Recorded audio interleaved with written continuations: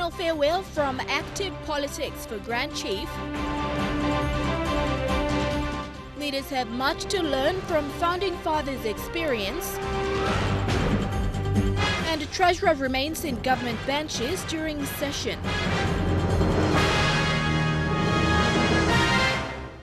This is National EMTV News with Helen Sayer. Good evening and thank you for joining me for Tuesday's news. After 49 years in active politics, the country's first Prime Minister, Grand Chief Sir Michael Somare, sat in Parliament for one last time today.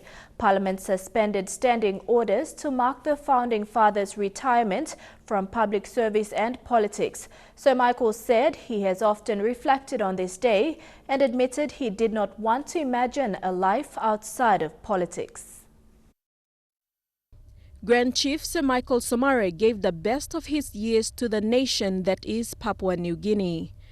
Today, April 4th, 2017, the 80-year-old patriarch entered the Parliament chamber for the last time, escorted by the Sergeant-in-Arms and close associates. It was exactly 49 years ago today when a younger Michael Somare walked into Parliament for the first time on the 4th of April 1968. Today, I stand here as an optimistic Papua New Guinean, proud of many accomplishments as a nation. We progress through many waves and changes in the world. We survived our own bad decisions. We have united at times when the world thought it was not possible to do so. We must be thankful and we must always count our blessings. He talked about PNG's political journey when he and other founding fathers went from being secret indigenous political activists in the Bully Beef Club to being members of the first House of Assembly. He talked about the transformation from being Australian subjects to becoming PNG citizens in one lifetime. Sir Michael said he had a lot to say, including urging new leaders to learn what the Westminster system of government is designed to achieve. Then he bade Parliament farewell.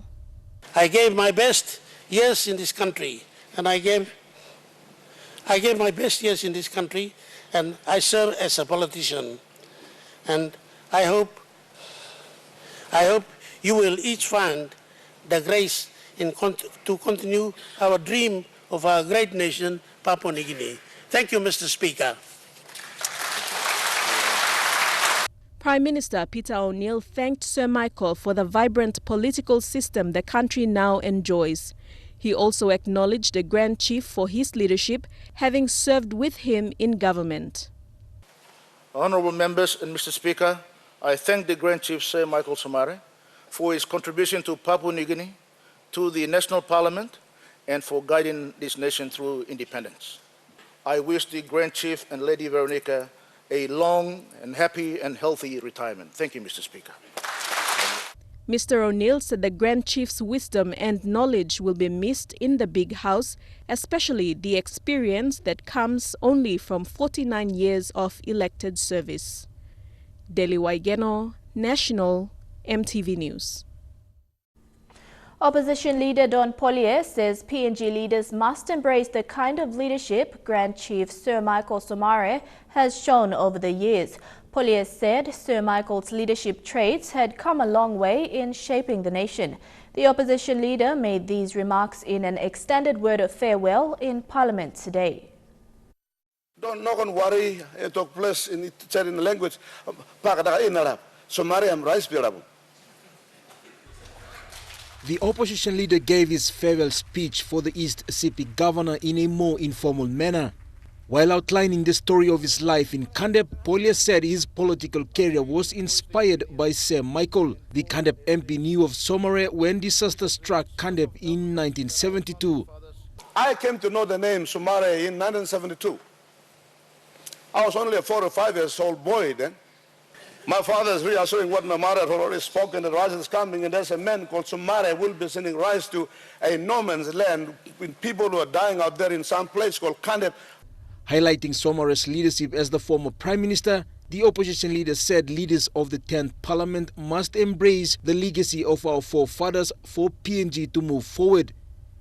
We'll miss him for his godly stewardship and his quality leadership, Mr. Speaker. When people are around in the game, Mr. Speaker, you take people for granted. You don't see those good things, those qualities until the person is gone. Speaker of Parliament Theo Zirono also gave his remarks. It was an historical occasion for the 9th Parliament. The Speaker says Sir Michael has left a legacy for every Papua New Guinean to know, appreciate and learn from. Grand Chief, may you find happiness and take pleasure in watching from a distance the country you led to independence. May it grow from strength to strength and find its place and relevance in the fast-changing global community. Once again, on behalf of the members of Parliament and the people of Papua New Guinea, and of course, the people of Finschhafen, of which you have very special bonding with, I take this time to say, Grand Chief, thank you for your service to Papua New Guinea. May God bless you and your family. Sir Michael was voted into Parliament on April 4th, this very day in 1984. Jack Lapalva Jr., National EMTV News. Treasurer Patrick Puraj sat in the government side after saying the economy has fallen off the cliff under PNC leadership. The wars of words are happening in media, but today was all about the Grand Chief Sir Michael Somare leaving politics. Bethany Herriman with this report. The last session of Parliament started more than 2 hours late, but the House managed to farewell the country's founding father. Grand Chief Sir Michael Somare says goodbye to politics today. But this session was also a time when the public could see the coalition's strength. Before the session, sacked Petroleum Minister William Duma talking to the Prime Minister. Minutes later, the Treasurer Patrick Pruitt slipped into the chamber while the attention was on the Grand Chief. Last week, Pruitt said the economy is failing. Today, he sat one seat away from the Prime Minister. But the war of words in the media continues. This morning, Treasurer Patrick Pruitt released a statement. In it, he accuses the Finance Minister of contributing to the downfall of the economy. Pruitt says Marape insisted on borrowing despite being advised that the economic growth would plunge to below 3%. But today, in the chamber, nothing was said on this. A collective effort for a truce in the name of recognition for one of our country's finest. Bethany Harriman, National EMTV News. The law that will jail those implicated in corruption and seize stolen wealth hasn't been passed in Parliament. Today's last session was dedicated to the Grand Chief's farewell, with all standing orders suspended. There was no mention of the outstanding bills. Today, all standing orders in Parliament were suspended and the Grand Chief was farewelled. But some key bills remain without further debate. The laws to penalize those implicated in corrupt deals within government departments haven't been passed by Parliament, and the law on election nomination fees hasn't been finalized. Nomination fees could still be at 1,000 kina and security fees could remain at 5,000 kina. It was fitting that Sir Michael Somare spoke of abiding by the rule of law during his speech. It was through this process of parliamentary system we adopt the constitution of Papua New Guinea. And it is very important for all of us. As I am going out, making my way out, I had the privilege of serving people of Papua New Guinea. With the Independent Commission Against Corruption Act, those who are found guilty of corruption will be jailed and their wealth will be seized for the state. ICAC was tabled in Parliament in March 2015. The outstanding bills could be forgotten after the elections when there is always the possibility that a new government could be elected to power. Bethany Harriman, National EMTV News. While it was Grand Chief Sir Michael Somare's farewell today, a woman who knew him when he was just Michael Somare got just as much attention as he did today in Parliament. Lady Veronica Somare was present in the gallery during her husband's last day in the National Parliament as a serving politician. And the tribute she received began with a heartfelt one from the Grand Chief himself. I am blessed with a woman who has been my friend, for my guide.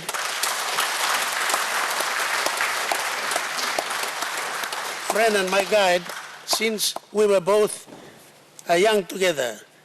And after that, tributes for the Grand Chief were not complete without the mention of Lady Veronica and her contribution to Sir Michael's reign in politics. Lady Veronica, we acknowledge you and your family for supporting this great man all his life in his service to our beloved country. I know that the House and the nation will join me in expressing our gratitude and best wishes to Lady Veronica.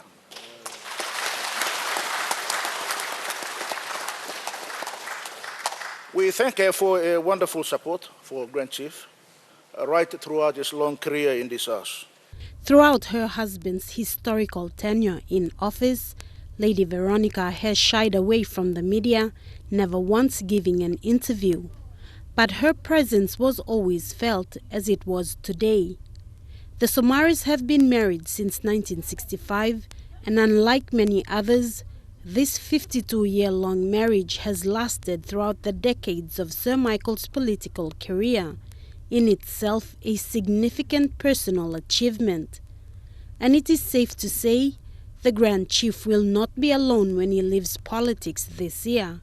His strength and soulmate of 52 years will be at his side. Sarah Aupong, National EMTV News. You're with National EMTV News. More on the proceedings today, marking the end of a political career for the founding father after the break. Stay with us.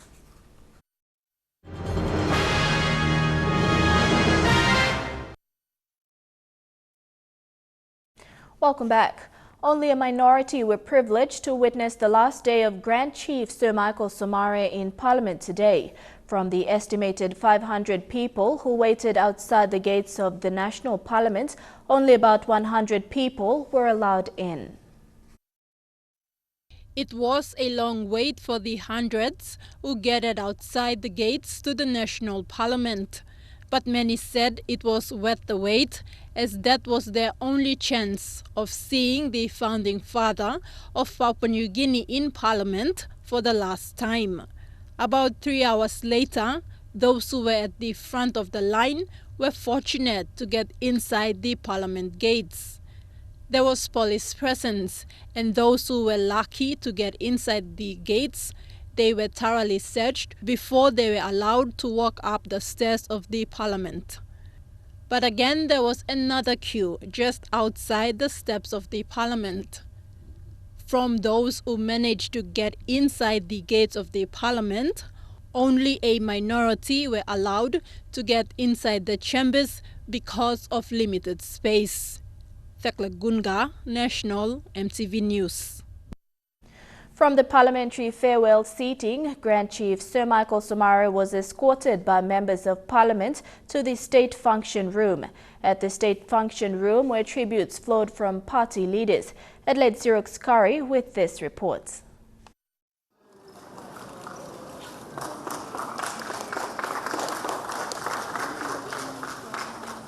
Grand Chief Sir Michael Thomas Somare was escorted to the State Function Room where several party leaders and members of Parliament paid tribute.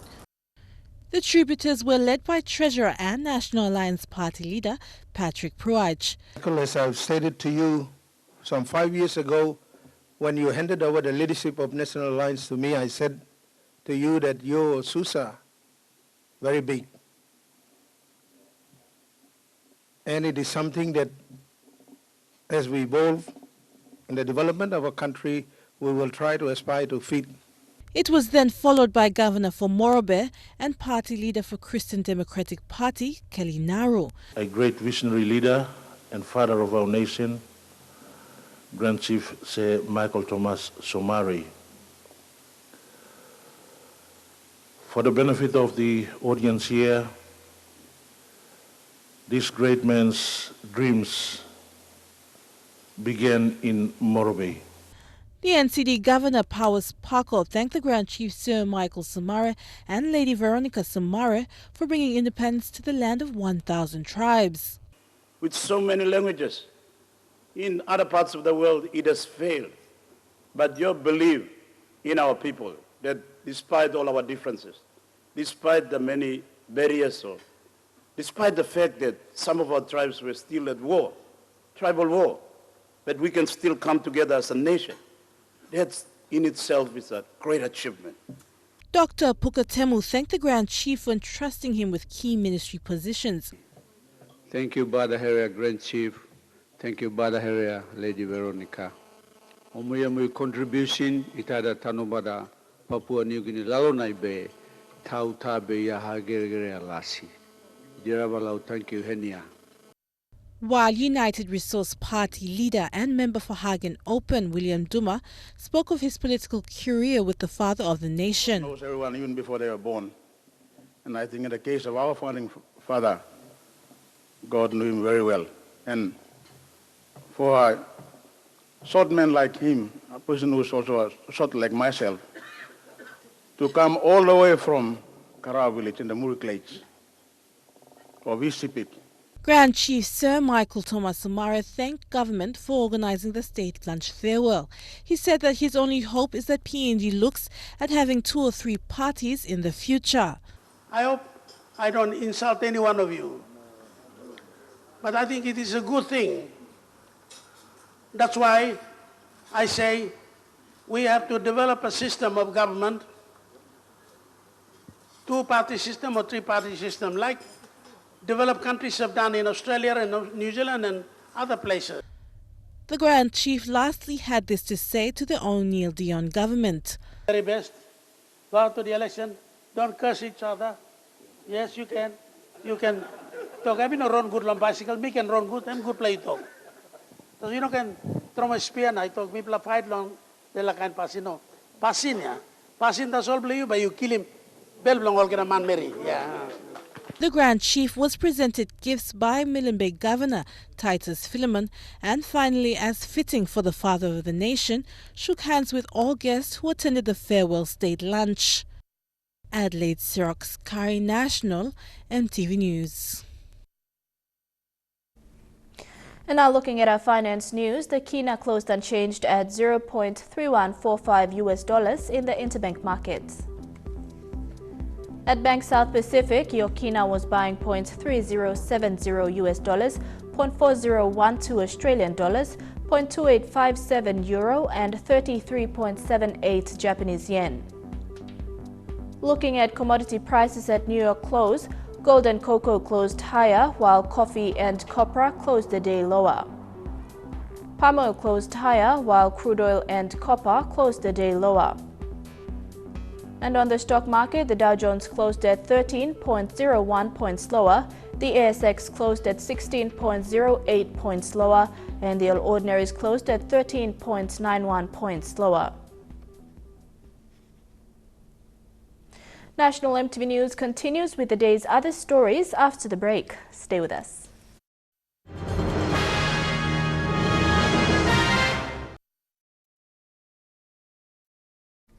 Welcome back to the news. The police hierarchy says the new police houses at Bomana will be given to those who are senior in rank, have a legal marriage certificate and have applied for a new home.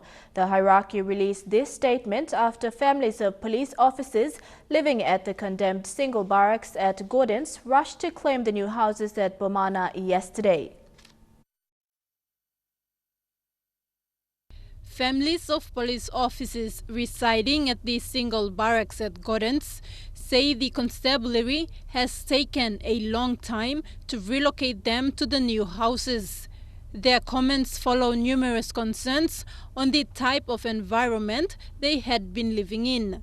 Yesterday morning, the families protested that they be given the go-ahead to move into the new houses at Bomana. despite the fact that electricity and water supply were yet to be connected. These 150 houses were built in 2014 but were left vacant due to outstanding payments by the national government for almost 2 years. They were built at a cost of 49 million kina by Red Sea Housing Estate as part of the police modernization program. But yesterday, after the protest by families of police officers, a directive was given for the officers to move in.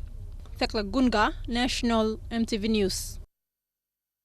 Turning overseas, in America, contractors have until tomorrow to submit bids for the first step of President Trump's signature campaign promise, building a wall on the Mexican border.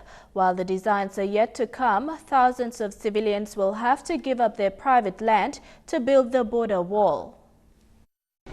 Their lives were cut in half the last time the U.S. government decided it wanted to build a wall. And Ray and Deanne Loop couldn't believe it. Their family had been farming this South Texas land for nearly 100 years until the notice came the government was taking it. I was very angry, and I just kept saying to Ray over and over again, how can they do that? How is that possible in the United States that they can do this? Put up a fence in front of our land and then keep us in here, you know, lock us in. I didn't understand. I was floored and flabbergasted. That was almost 10 years ago, and the Loops, like hundreds of other landowners, thought they could fight. They lost. The government paid them a settlement and took the land it needed to build this fence, cutting their farm in two. It essentially left us no property on the U.S. side of the border wall, including my house, my residence. Everything was behind on the Mexican side of the U.S. border fence. Unbelievably, these American citizens were locked out of their own country. Their farm ended up on the south side of the border fence, still on U.S. soil, but wedged between the fence and the border with Mexico. Their only access to the rest of the U.S., a locked gate. There's not really words to describe it. We've learned to live with it.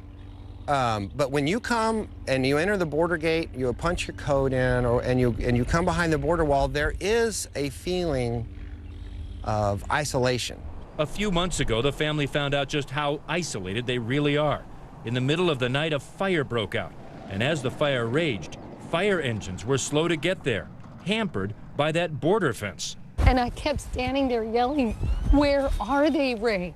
I had called 911. She was clear. She heard me on the call.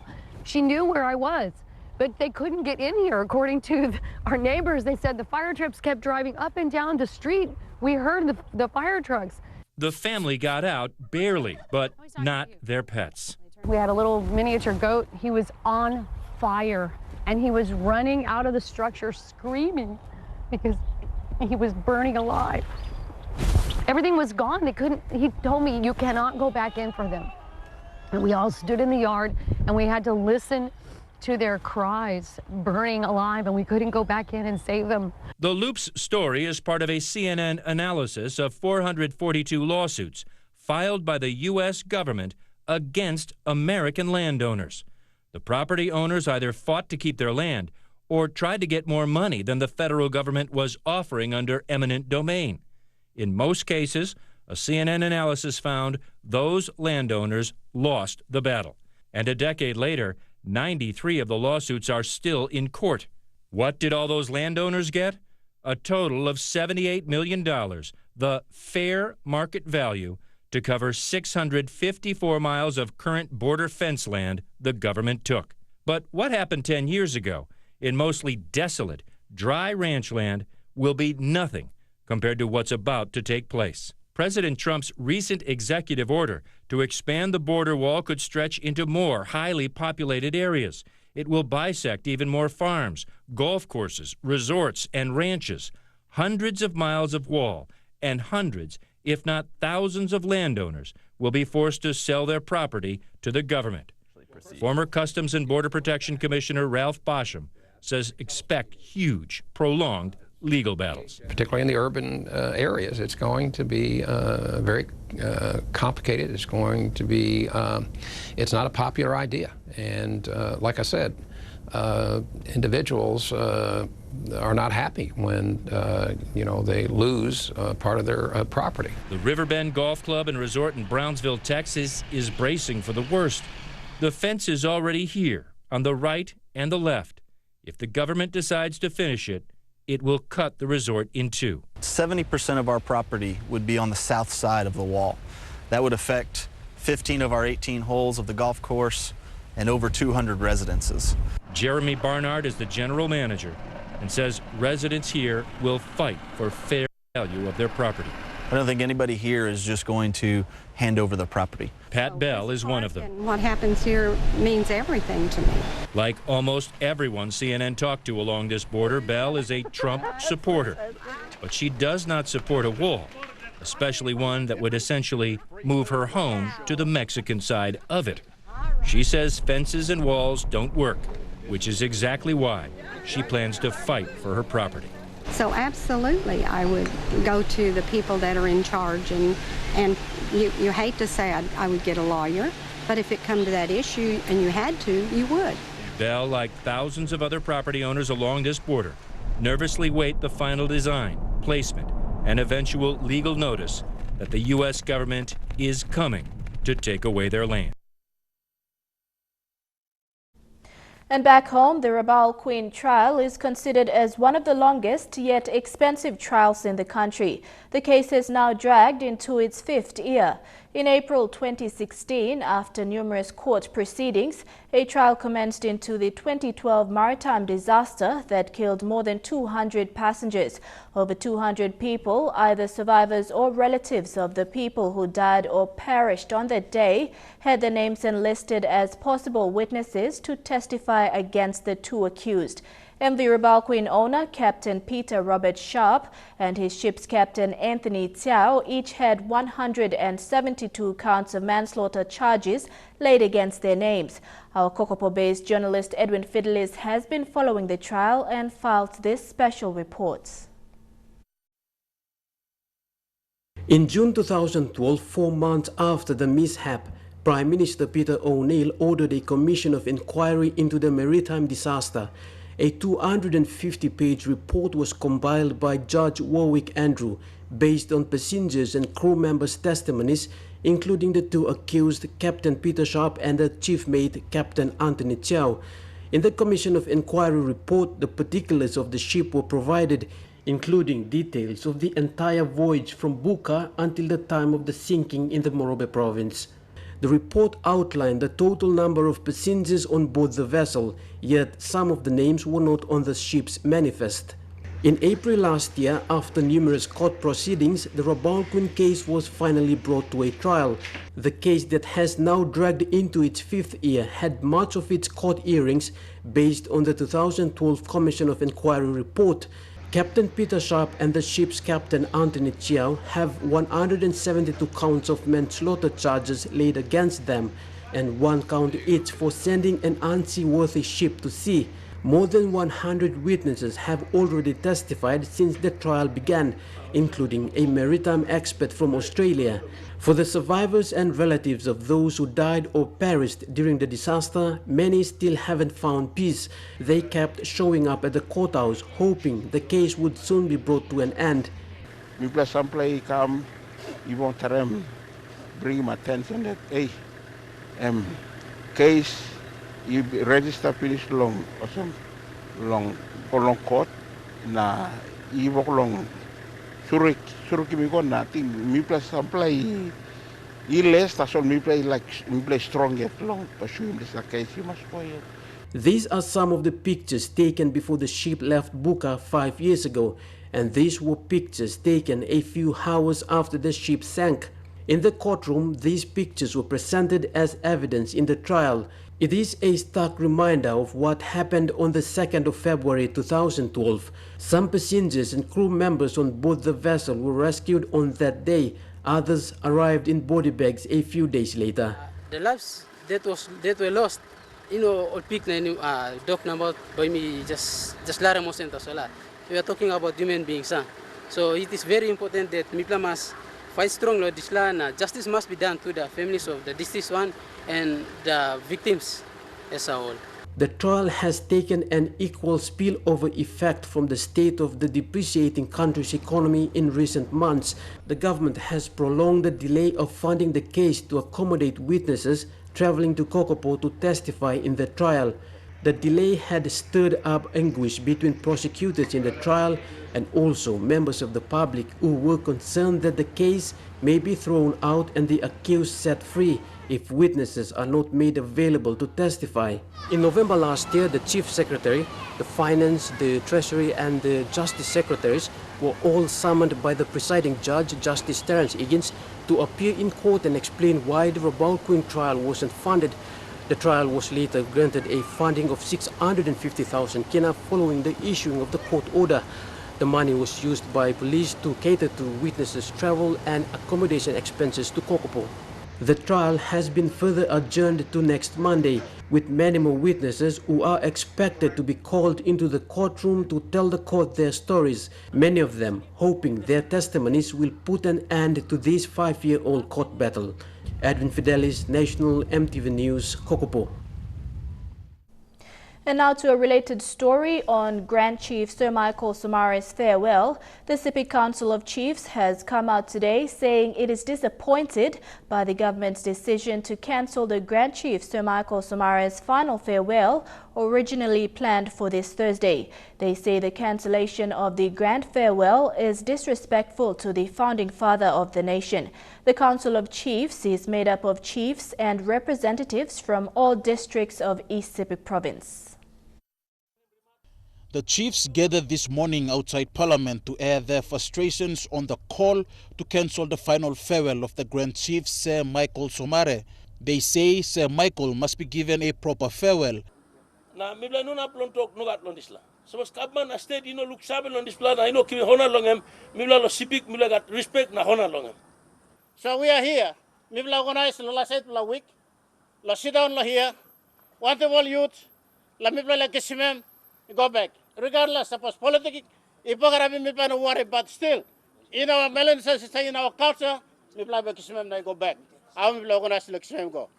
The Grand Chief's farewell was not officially announced by NEC, but it was said to be held this Thursday.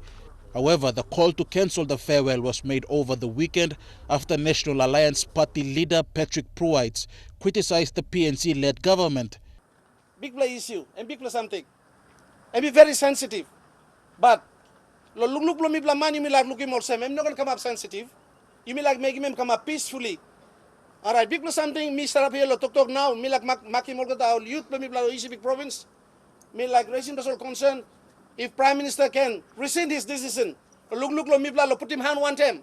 East Sepik community lo silent is like great leader me black. Go back and lo place. Similar sentiments were shared by concerned individuals. It needs a national recognition. Now, if you're going to stop on them, we must all celebrate together. We must all bid in farewell, and then I must restfully go. And Papa, I'm carrying you. You must look out and good. Now, Salim, go back and also, lo maki people, lo Papua New Guinea, me talk, also, beginning Papua New Guinea, me talk. Me citizen place the country, me talk, lo walk him. Me blow money now. Now, government must look somewhere. Also, me blow right. Like him honor langem, now talk, thank you langem. Grassroots, lo street. Please, me play like farewell, him, like Grand Chief, where I mean, send him big foundation, but me play enough now, me play start on some modern Papua New Guineans. Meanwhile, the Sepik chiefs say the Grand Chief will be given a hero's farewell when he returns to East Sepik. Stanley Ove Jr., National EMTV News. Chukai Sports is up next. Stay tuned for details.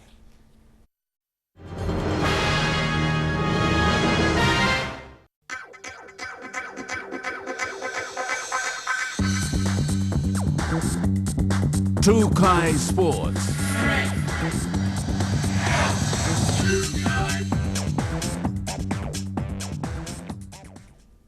Welcome to Chukai Sports. The organizing committee of the SP Sports Awards is again urging the public to vote for the nominees in the 11 categories of the SP Sports Awards. Top of the awards is the Best Male and Female Sports Person of the Year. Godwin Eki reports. It is 25 years since the inception of the SP Sports Awards, and 2017 is expected to be bigger and better. The general public who haven't submitted their nomination forms have been advised to start submitting immediately, as nominations will close next week. Chairman of the organizing committee, Andrew Ranaweri, said this is an opportunity for individuals, groups and teams to be recognized for their sporting achievements. The organizing committee has been working very hard, tirelessly around the clock since the launch earlier on this year. And today's call out is actually to the public to nominate more of your one-talks, your relatives, the teams in your local communities at national and international level. Male and female athletes, and sometimes the unseen heroes, the officials, the team managers, the referees, they all qualify. Outstanding athletes who won in various categories in the past were in attendance today to share their experiences. They included Female Athlete of the Year 2016, Linda Paulson, Team of the Year, Zina Penny, and 5-time award winner Ryan Penny. Over the past 15 years of my career, and each one of those is a very special memory, and each one of those was for different competitions and different things along the way. What I'm really trying to push is that while I've won a lot of awards, and it's such a great honour to have won these awards, I think the most important thing is being nominated, is having that someone behind the scenes put your name forward, because that's really a huge appreciation. Penny is said to be recognized and know that people are watching you and following you as a role model is rewarding. This year will see 11 nominations, of which 2 of them will be Male and Female Athlete of the Year and National Performance of the Year award. The SP Sports Awards will take place on the 27th of April, hosted at the Crown Plaza Hotel. Godwin Eki, National EMTV Sports. And in cricket, the Hebo PNG Under-19 Garmuts played their Australian Tour opener match on Sunday, down by 60 runs to the Sunshine Coast Youth 14. With home ground advantage, Sunshine Coast batted first and secured 8 for 208 runs in their allotted 50 overs. In the second inning, the Garmuts' hasty chase ended just as quickly with just 148 runs after 40 overs. They will take on the home side again this Thursday before meeting the South Queensland Under-18 and North Queensland Under-18 in Brisbane. Hopefully, the Garmuts come back stronger on Thursday. Fleming Saritslev believes that PNG may find themselves in the final stage of the OFC World Cup qualifying campaign against New Zealand. Wary of the Solomon Islands, Saritslev is of the positive opinion that he will have the full complement of his squad, which includes his overseas-based players. Papua New Guinea now find themselves in a position that over 2 years ago had almost seemed unattainable. And while the positive corollaries of that achievement have not been lost on the Dane, he realizes only too well the looming challenge ahead. And home, but it'll be 2 totally new matches. We can't live on the success we have had against them for the 2 last times. We have to take the next match and say that's the very deciding one. With the government's recent announcement on dual citizenship seen as a boost, Saritslev is now hoping to have the full complement of his side ready for the Solomon Islands. And this will also give an opportunity for him to boost his team. Currently, 4 players have been named in his World Cup qualifying squad, but who have been unable to take the field due to visa restrictions. These players include Asian-based Brad McDonald, as well as Aaron Spain, Jamie Woodlock and George Sleffendorfus, all of whom have been playing competitive football overseas, as well as having Papua New Guinean heritage. And their added input into a squad in transition will no doubt boost PNG's chances. I'm rather sure that before the next game we will be able to add 4 players more to our squad. And I think it's important to say that those players, they are all born here in PNG. They have all PNG mothers, so they are actually, for me, they are PNG nationals. Against Tahiti, Papua New Guinea had been exposed along their defensive flank, an area that Saritslev was quick to notice. Meanwhile, the PNG Football Association is still awaiting a decision from FIFA's disciplinary committee regarding midfielder David Brown's red card.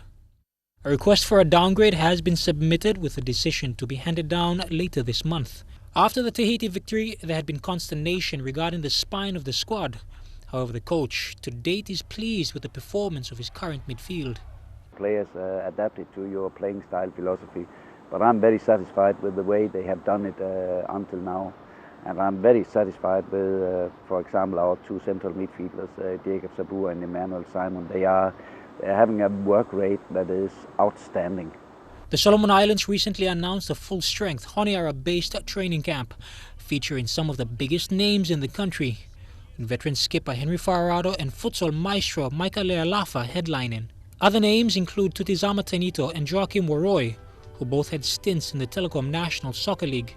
And PNG is wary of the Melanesian counterparts. PNG had a loss and a win against Tahiti, with a golden opportunity for advancement against their next opponents. Mathematically speaking, Papua New Guinea only need a draw and a win against Solomon Islands, but the Bonitos will be no easy beats. Jeremy Moggy, National TV Sports. Chukai Sports continues after the break. Stay tuned.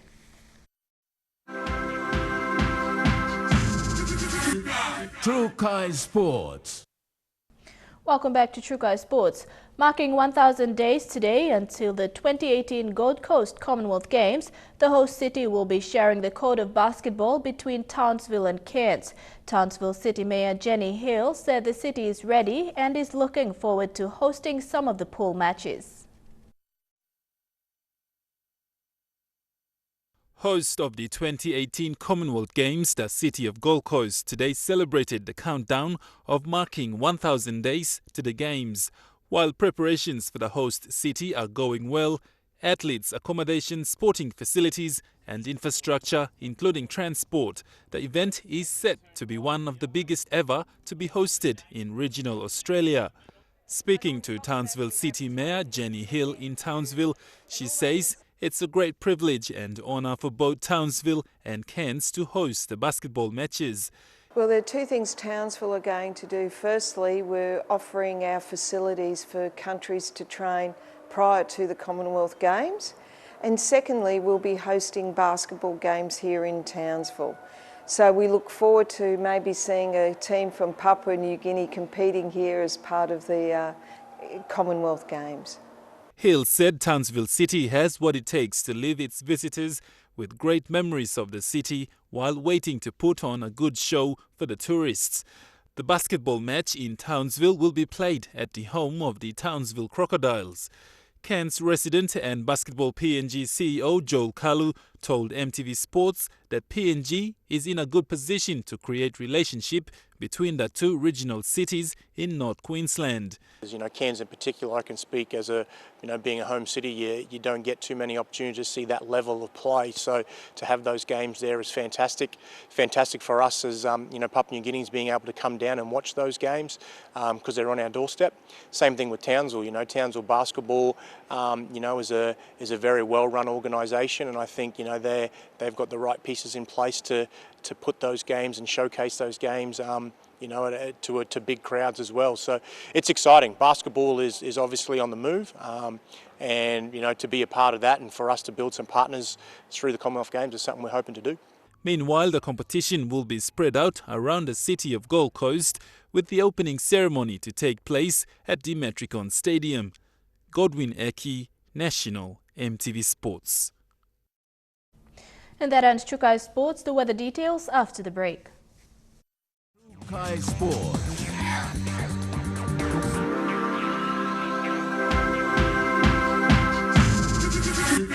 Chukai Sports.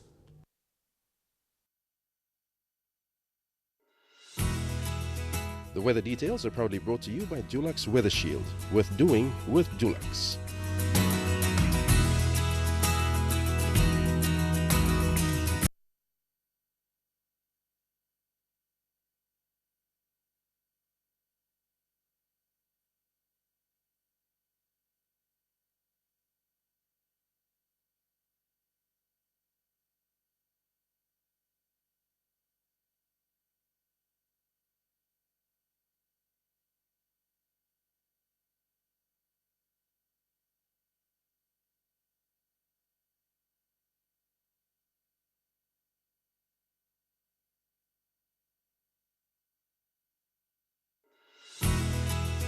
The weather details are proudly brought to you by Dulux Weather Shield, worth doing with Dulux.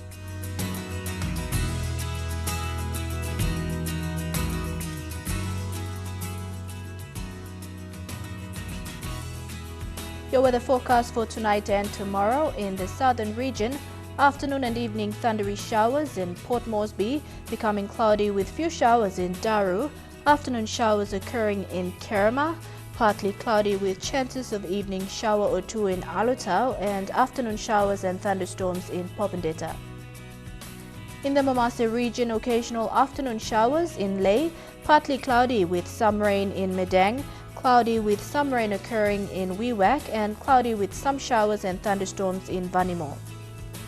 In the New Guinea Islands region, overcast with some rain showers in Lorengau and Kimbe, overcast with rain in KVN, Kokopo and Rabaul, and overcast with some showers in Buka.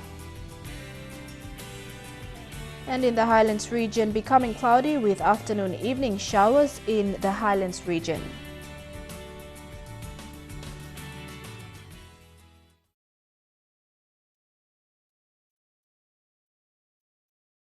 The weather details are proudly brought to you by Dulux Weather Shield, worth doing with Dulux. And that's been the news, sports and weather for the 4th of April 2017. From all of us here at EMTV, have a good night.